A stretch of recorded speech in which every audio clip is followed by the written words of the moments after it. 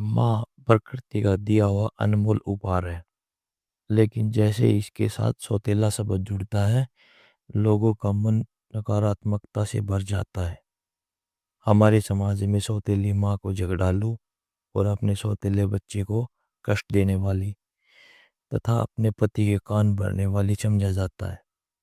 लेकिन इस रंगीन दुनिया में रिश्ते निभाने वाले पर निर्भर है कि वह उसे कैसे निभाते हैं। दोस्तों, यह कहानी एक सौतेली माँ की है, जिसने अपने प्यार की ऐसी मिसाल पेश की कि लोगों की सौतेली माँ के प्रति सोच ही बदल गई। प्रीतमपुर गांव में एक जमींदार रहता था। उसका 8 साल का एक बेटा था, जिसका नाम विक्रम था। वह उम्र में छोटा जरूर था, लेकिन उसकी ठाठ में कोई कमी नहीं थी। वह राजा महाराजाओं की तरह बर्ताव करता था। हवेली के सारे नौकर विक्रम के इशारों पर नाचा करते थे। उसके बाद बात उसके बात करने का अंदाज शाही था। विक्रम की माँ यानी जमींदार की पत्नी का 6 माह पूर्व देहांत हो चुका था। जमींदार अपने बच्चे की जवाबदारी अकेले नहीं संभाल पा रहा था, इसलिए वह दूसरी शादी करने का विचार करता है। गांव के पंडित जी उन्हें पहले ही कई रिश्ते दिखा चुके थे। उन्हीं में से एक अच्छी पढ़ी लिखी लड़की जमींदार को पसंद आती है। वह एक गरीब परिवार की लड़की थी। उसके पिताजी अपनी बच्ची के भविष्य के लिए एक बड़े घर में रिश्ता करना चाहते हैं, और जमींदार एक बहुत बड़ी हवेली का मालिक होने के साथ कई तरह के कारोबारों का मालिक भी था। जिसे देखकर लड़की के पिता एक बच्चे के बाप से अपनी बेटी की शादी करने को तैयार थे। दोनों की उम्र में लगभग 12 वर्ष का अंतर था। पंडित जी अच्छा मुहूर्त देखकर दोनों की शादी बड़ी धूमधाम से करवाते हैं। गांव में जमींदार की बहुत इज्जत थी, इसलिए शादी में पूरा गांव शरीक होता है। बारात में जमींदार का बेटा विक्रम भी घोड़े पर बैठा होता है। वह देखने में बहुत सुंदर था। बारात में सभी उसे देख रहे होते हैं, लेकिन विक्रम को अपनी नई माँ से मिलने की जल्दी होती है। बारात में सिर्फ वो उन्हें देख पाया था, अब वह उनसे मिलने का इच्छुक था। पहली बार अपनी सौतेली माँ के घर आते ही विक्रम उनका राजसी स्वागत करता है। वह भी आते ही विक्रम को प्यार से गले लगा लेती है। जमींदार की नई पत्नी स्वभाव से बहुत शांत और सुशील थी। वह विक्रम को देखकर खुश हो जाती है। विक्रम बहुत प्यारा बच्चा था, इसलिए वह पहली ही नज़र में उसे अच्छा लगने लगता है। वह विक्रम को एक सगी माँ की तरह प्यार करने लगती है। विक्रम के जीवन में खुशियाँ आ चुकी थी, और अपनी सौतेली माँ के आने से विक्रम अपने पिता से भी ज़्यादा खुश था। उसे अब अपनी सगी माँ की कमी महसूस नहीं हो रही थी। उसका जीवन खुशहाल हो चुका था।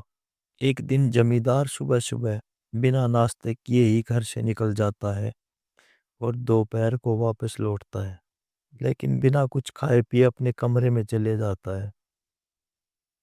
कई घंटों तक जब उनके कमरे का दरवाजा नहीं खुलता, तो उनकी पत्नी दरवाजा खटखटाती है।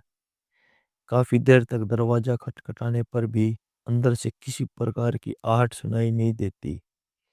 तभी वह नौकरों से दरवाजा तोड़ने को कहती है, और जैसे दरवाजा खुलता है, उनके पैरों तले जमीन खिसक जाती है। जमींदार फांसी के फंदे से लटक रहे होते हैं, और उनके बिस्तर पर एक चिट्ठी रखी होती है। इतनी कम उम्र में बेचारी का सुहाग उजड़ चुका था।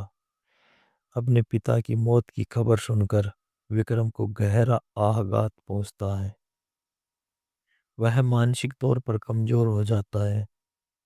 अभी अभी उसके जीवन में सौतेली माँ के रूप में खुशियाँ आई थी, लेकिन अब उसके सिर से पिता का साया हट चुका था।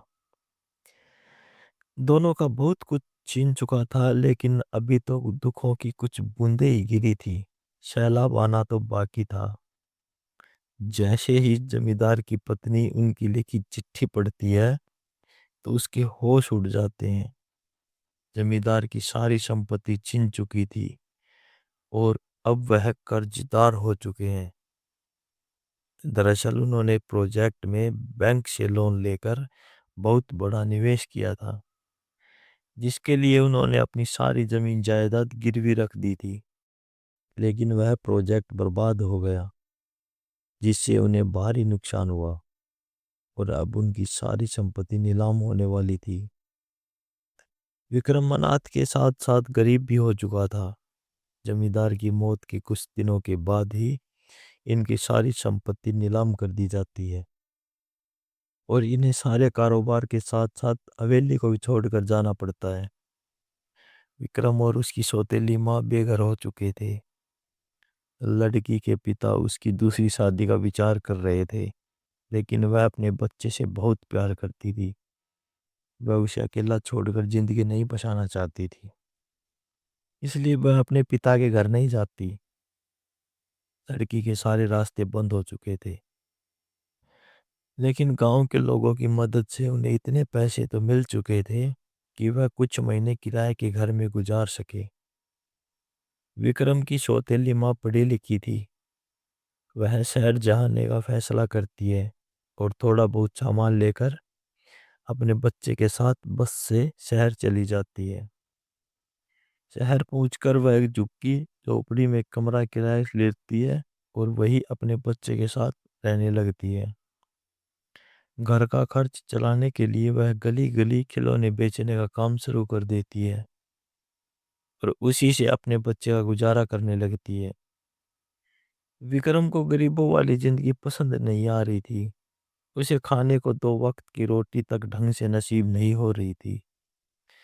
कई बार विक्रम को कचरे से खाना उठाकर खाना पड़ता था। विक्रम के सारे ठाठ जा चुके थे और वह अपनी बेसहारा माँ के साथ शहर में दर दर की ठोकरें खाने आ चुका था। धीरे धीरे उसे गरीबी में जीने की आदत होने लगती है। विक्रम को जो मिलता वही खा लेता। विक्रम को रह रहकर अपने पिता की याद आती है, क्योंकि पिता के राज में उसे 56 भोगों से सुशोभित भोजन प्राप्त होता था। लेकिन आज वह एक एक निवाले के लिए तरस रहा था। एक दिन विक्रम रास्ते में किसी से खाना मांग रहा होता है।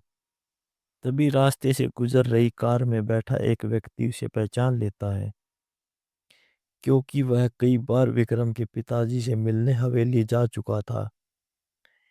वह विक्रम के पास पहुंचकर अपनी कार रोक देता है और गाड़ी से उतरकर विक्रम से उसके हालातों की वजह पूछता है। बड़े दिनों बाद विक्रम से किसी ने उसकी हालातों पर चर्चा की थी। अचानक विक्रम फूट फूट कर रोने लगता है। वह उन्हें अपना समझकर अपना सारा दुख बयान कर देता है। यह व्यक्ति एक बहुत बड़ा व्यापारी था और वह जमींदार को अपना अच्छा दोस्त समझता था। लेकिन व्यापारिक यात्राओं के कारण कई सालों से वह जमींदार से मिल नहीं पाया था। जैसे ही उन्हें जमींदार की मौत का पता चला, तो उन्हें भी बहुत बड़ा झटका लगा। वह विक्रम से कहता है, तुम लोग इस समय कहाँ रह रहे हो बेटा? विक्रम उन्हें अपनी झोपड़ी में ले जाता है और अपनी माँ से मिलाता है। वह उनकी कुछ मदद करना चाहते हैं, इसलिए कुछ पैसे निकालकर विक्रम की माँ के हाथों में दे देते हैं। लेकिन वह खिलौने से इतना कमाने लगी थी, अब वह किसी का एहसान नहीं लेना चाहती थी। जैसे ही इन्हें पता चलता है कि विक्रम की माँ खिलौने बेचती है, वह खुश हो जाता है, क्योंकि इत्तेफाक से इनकी भी एक खिलौनों की फैक्ट्री है और इन्हें एक अच्छी सेल्स गर्ल की तलाश थी। विक्रम की सौतेली माँ सड़क पर खिलौने बेचते बेचते कुशल विक्रेता बन चुकी थी और वह इनकी कंपनी में नियुक्त होते ही अपनी कड़ी मेहनत और लगन से 2 सालों के अंदर खुद की एक छोटी सी खिलौने बनाने की फैक्ट्री खोल देती है। और अब धीरे धीरे इनकी जिंदगी बदलने लगती है। विक्रम भी अपनी सौतेली माँ के साथ खिलौनों की फैक्ट्री में काम करने लगता है। इनकी फैक्ट्री के बने हुए खिलौनों की मांग देश विदेश तक होने लगती है और कुछ ही सालों में उनकी कंपनी का नाम पूरे देश में होने लगता है। और बड़े संघर्ष के बाद जमींदार की पत्नी एक अरबपति महिला बन जाती है।